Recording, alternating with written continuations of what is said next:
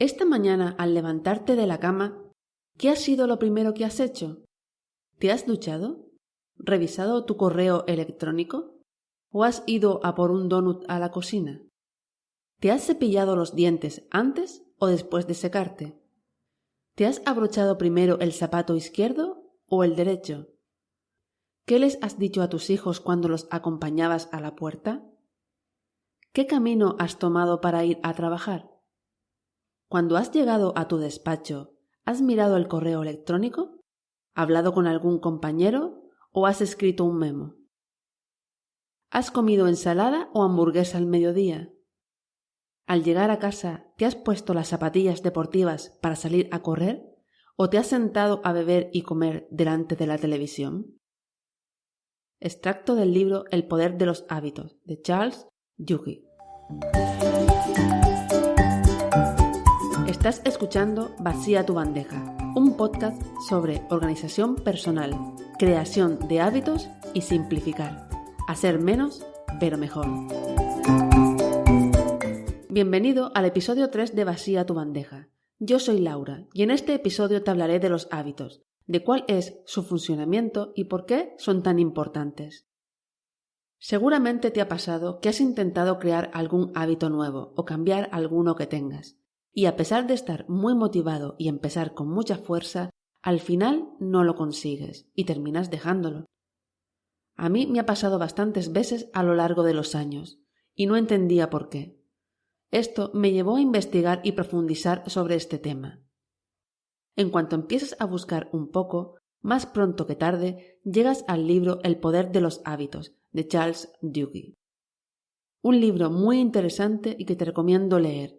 Este libro me ha ayudado a comprender el funcionamiento del hábito y las partes que influyen en el mismo para poder crear y modificar hábitos de forma correcta. ¿Y por qué te hablo de hábitos? Pues te hablo de hábitos por dos razones. La primera, porque para ser organizado y mantenerlo en el tiempo, es necesario desarrollar una serie de hábitos. No vale solo con querer y estar motivado. Si no tienes los hábitos adecuados, es bastante probable que con el tiempo el desorden vuelva a aparecer. Tienes que hacer las cosas de otra manera, desarrollar una nueva forma de hacerlas cambiando si es necesario aquellas que te impiden hacerlo. Y la segunda, porque de todas las acciones que realizas a lo largo del día, una gran parte son hábitos. Según los estudios, más del 40%. Muchas de las acciones que crees que son tomadas de forma consciente no lo son. Son hábitos que ya tienes desarrollados y que realizas de forma automática. Comprender el porqué de esto, para mí, es fundamental. ¿Y qué es un hábito? No es más que una acción que se repite en el tiempo de forma periódica y que se realiza de forma automática, sin que tengamos que pensar. Para entender esto, vamos a ver cómo funciona el cerebro en este punto. Según los estudios e investigaciones que se han realizado, como norma, nuestro cerebro cuando se enfrenta a algo nuevo, cuando hay una incertidumbre, tiene mucha actividad trabajando a pleno rendimiento, procesando toda la información para ir tomando decisiones. Cuando se da el caso que repites la misma secuencia de acciones durante varios días, se ha descubierto que la toma de decisiones del cerebro disminuye considerablemente. Las capas externas, que es donde se dan los pensamientos más complejos, bajan su actividad y aumenta la actividad en los ganglios basales, que es donde el cerebro guarda los hábitos y las rutinas automáticas aprendidas. Si esas acciones las mantenemos por más tiempo, puede llegar a realizarlas sin apenas pensar.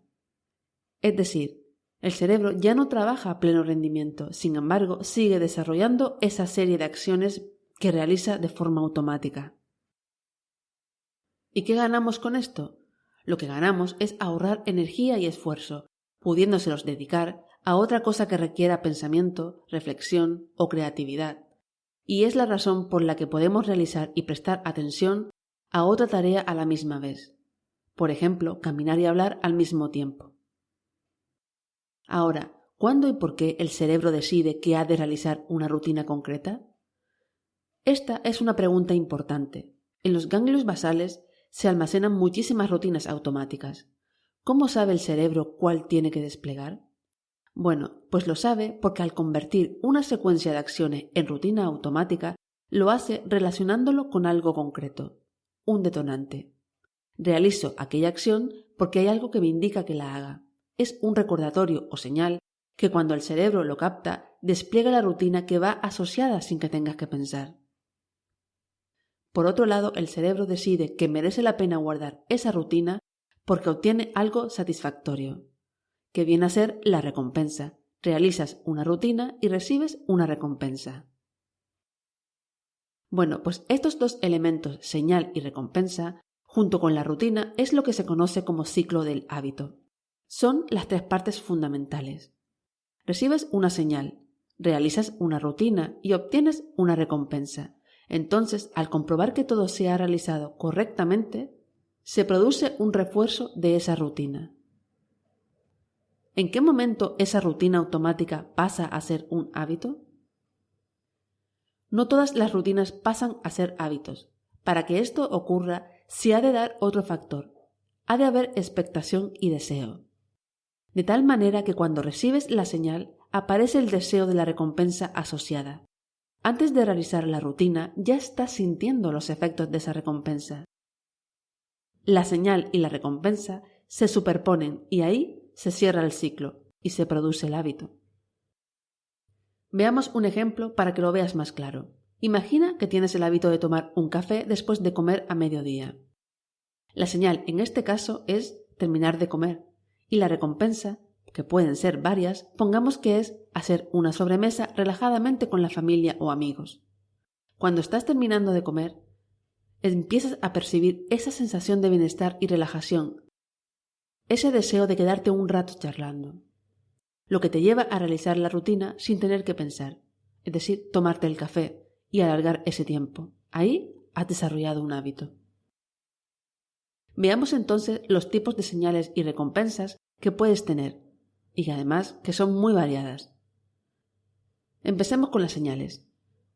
Pueden ser visuales, por ejemplo, un caramelo, un anuncio, un cartel, pero también pueden ser un lugar, una persona, una secuencia de pensamientos, una emoción, un acontecimiento, una hora del día, un sonido, una melodía.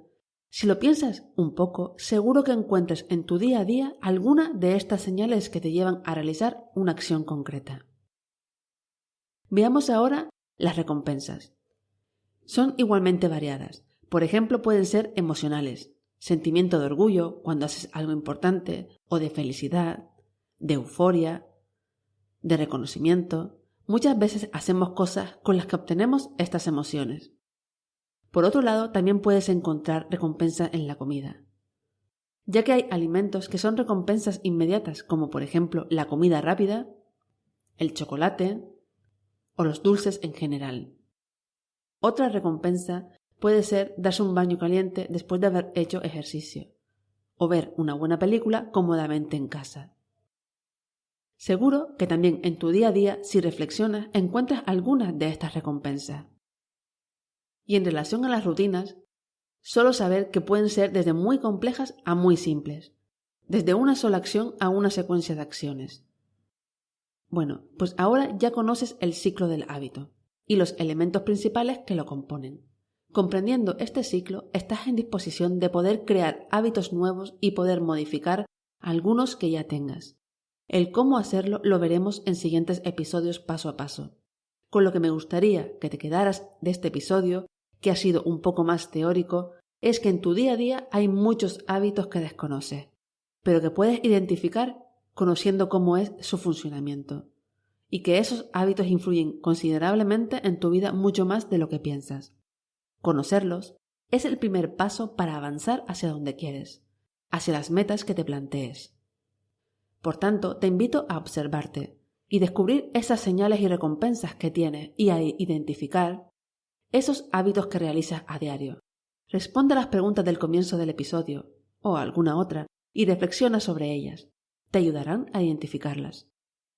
Anímate a compartirlo conmigo y escríbeme a vaciatubandeja@gmail.com o si lo prefieres, en Twitter o Telegram, donde me puedes encontrar como Lormes16. También puedes escuchar este podcast y dejar tus reseñas en podcast.com. iVoox, Spreaker y iTunes. Y visitar la web de Vacía tu bandeja en Medium. ¿Llevas un bullet journal? Compártelo con otros usuarios uniéndote al grupo de Bullet Journal en Telegram.